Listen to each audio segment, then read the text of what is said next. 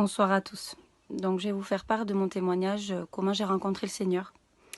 Voilà, bon, tout d'abord pour vous situer dans le contexte, c'est que moi je suis née dans une famille musulmane. Je suis d'origine algérienne et moi la seule religion qui m'a été inculquée dans ma jeunesse et dans mon adolescence, c'est bien ça a été l'islam, le Coran, le ramadan, tout ça. Et en fait, à l'âge de 16 ans, ben, j'ai rencontré mon compagnon qui est un voyageur. Et bon, qui ne sont pas du tout chrétiens par contre, ils sont catholiques et ils le sont toujours. Mais moi on est parti sur le voyage en fait, et une réunion devait se dérouler là sur la place où j'étais. Et moi en fait, les choses de Dieu ça m'intéressait pas. Pour moi c'était faux et ça n'existait pas surtout. Donc je voulais pas aller à cette réunion. Mais la réunion s'est déroulée au V de ma caravane, donc j'ai pas eu le choix que d'y assister. Eh bien, ce soir-là, le Seigneur s'est fait connaître à moi et a frappé à la porte de mon cœur. Sans rien dire à personne, eh bien, je l'ai accepté. J'ai fait mes expériences toute seule avec Dieu, je n'en avais parlé à personne.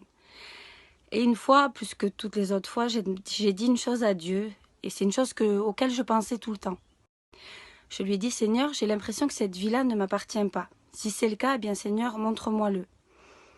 Eh bien, quelques jours après, ma mère m'appelle en larmes, hein, parce que bon, mes parents ont décidé de divorcer au bout de 38 ans de mariage et de vendre la maison de mon enfance. Eh bien, en faisant ce déménagement, ma mère a trouvé une ancienne photo de moi à mes 14 ans. Et au dos de cette photo, eh bien, il avait des écritures assez bizarres qu'elle ne connaissait pas. Pourtant, ben, même étant arabe, elle ne connaissait pas ces écritures. Elle les a amenées chez quelqu'un et cette personne-là lui a dit ouais, mais là, c'est des choses sataniques qu'il y a sur ta fille. Donc ma mère m'en a fait part. Eh bien, elle pensait que j'allais être fâchée, mais moi, bien au contraire. J'ai su que c'était le Seigneur qui avait répondu à ma prière. Eh bien, dès cet instant-là, ben, j'ai su ce que j'avais à faire. J'ai été voir un serviteur. J'ai eu une délivrance de cette sorcellerie parce que, bien, vu que je n'étais pas chrétienne et que je n'appartenais pas à Dieu, eh bien, cette sorcellerie-là m'avait réellement impactée auparavant. Bien, le Seigneur m'a permis que je sois délivrée de cette sorcellerie, que je sois délivrée parce que, ben, avec tout le respect que je vous dois, eh bien, je fumais. J'ai été une très grande joueuse de jeux de hasard. J'ai été délivrée aussi.